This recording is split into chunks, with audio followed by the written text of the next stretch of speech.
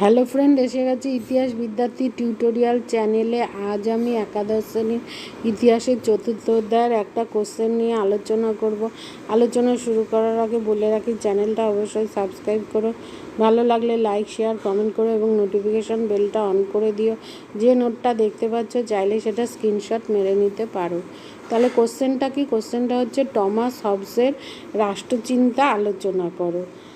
উত্তর: আধুনিক রাষ্ট্রের বস্তুতান্ত্রিক ভিত্তি রচনায় সর্বাধিক গুরুত্বপূর্ণ রাষ্ট্রচিন্তাবিদ হলেন টমাস হবস। হবস আধুনিক ইংল্যান্ড তথা ইউরোপের রাষ্ট্রচিন্তাকে সমৃদ্ধ করেন। এই বিষয়ে তার সবচেয়ে বিখ্যাত গ্রন্থ হল লেভিয়াথান। তিনি সামাজিক চুক্তি মতবাদের প্রবক্তা ছিলেন। তিনি রাষ্ট্রনৈতিক তত্ত্ব রচনার ক্ষেত্রে সংকীর্ণতার ঊর্ধ্বে উঠে রাজতন্ত্র ও প্রজাতন্ত্র উভয়ের দোষ ত্রুটি তুলে ধরেন। তার রাষ্ট্রনীতির মূল বিষয়গুলি হল: 1. প্রকৃতির রাজ্য। হবস এক ধরনের প্রাচীন প্রকৃতির রাজ্যের কল্পনা করেছেন, যেখানে মানুষ ঈশ্বরের সন্ধানী নয়, ক্ষমতার সন্ধানী। তার মতে প্রকৃতির রাজ্যে মানুষের জীবন ছিল দরিদ্র, নিঃসঙ্গ, ঘৃণ্য, পাশবিক, সংকীর্ণ ইত্যাদি। এই রাজ্যে প্রতিটি মানুষ একে অপরের শত্রু ছিল বলে এখানে চরম নৈরাজ্য বিরাজ করত। মানুষে মানুষে বিরোধ, সংঘাত, যুদ্ধ প্রভৃতি প্রকৃতির রাজ্যের বৈশিষ্ট্য। এইরূপ নৈরাজ্যের পরিস্থিতিতে মানুষ চুক্তির মাধ্যমে রাষ্ট্রের প্রতিষ্ঠা করেছিল বলে মনে করেন। পরের পয়েন্ট 2, সার্বভৌমিকতা। তার মতে রাষ্ট্রের অন্তর্গত সকলের শক্তির মিলিত রূপ হল রাষ্ট্রপতি। মানুষ নিজেদের মধ্যে চুক্তি সম্পাদনের মাধ্যমে নিজেদের যাবতীয় ক্ষমতা ঐক্যবদ্ধ করে রাষ্ট্রের সর্বোচ্চ কর্তৃপক্ষের হাতে তুলে দেয়। এইভাবে সকলের শক্তি ঐক্যবদ্ধ হয়েই বৃহদায়তন ও সার্বভৌম ক্ষমতা বিশিষ্ট আধুনিক রাষ্ট্রের সৃষ্টি হয়েছে।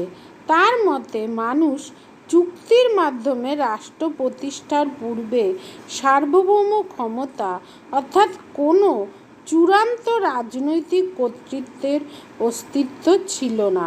চুক্তির মাধ্যমেই চূড়ান্ত রাজনৈতিক শক্তি হিসাবে সার্বভৌম ক্ষমতার উদ্ভব ঘটেছে।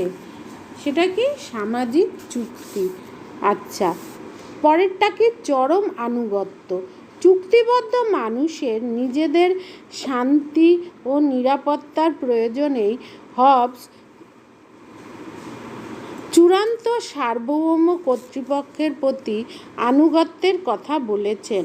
তার মতে একবার রাষ্ট্র ব্যবস্থা গড়ে উঠলে তার বিরুদ্ধে সাধারণ মানুষের কথা বলার কোনো অধিকার থাকতে পারে না।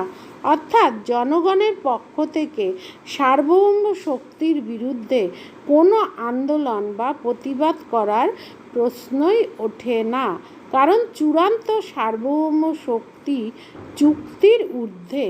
পরেরটা কি? রাজতন্ত্র। হবস রাজতন্ত্র, অভিজাততন্ত্র এবং গণতন্ত্রের মধ্যে রাজতন্ত্রকেই শ্রেষ্ঠ শাসন ব্যবস্থা বলে মনে করেন। সমাজের শান্তি ও নিরাপত্তা বজায় রাখার উদ্দেশ্যে তিনি রাজতন্ত্রকেই কার্যকরী ব্যবস্থা বলে উল্লেখ করেছেন।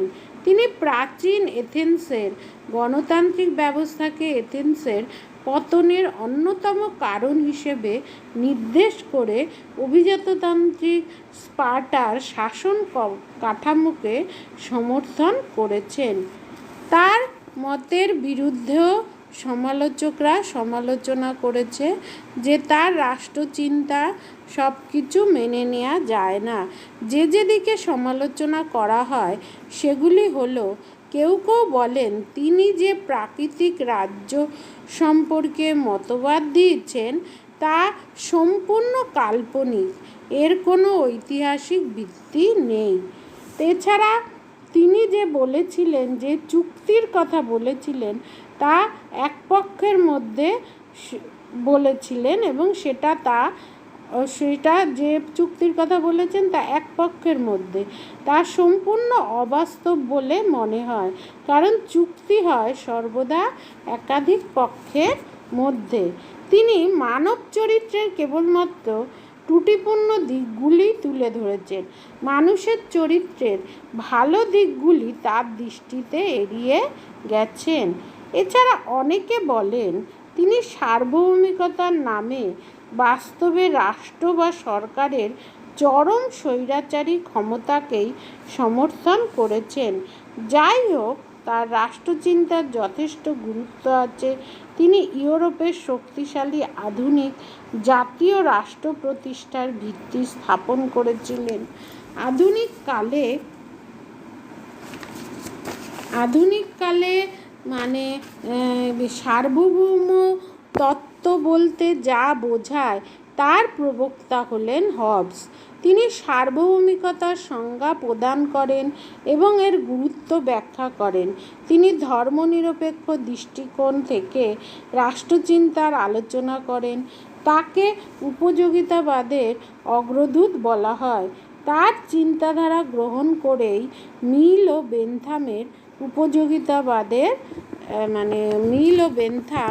উপযোগিতাবাদের সৃষ্টি করেছিলেন।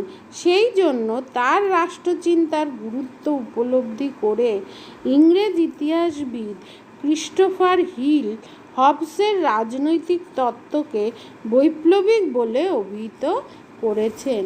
তোমরা পারলে এটা পড়ো। বিভিন্ন রাষ্ট্রনীতিবিদদের তোমাদের 4th চ্যাপ্টারে আছে, যে কোনো একটা আসতে পারে। আজ আসি, দেখা হচ্ছে পরবর্তী ভিডিওতে। Take care, by.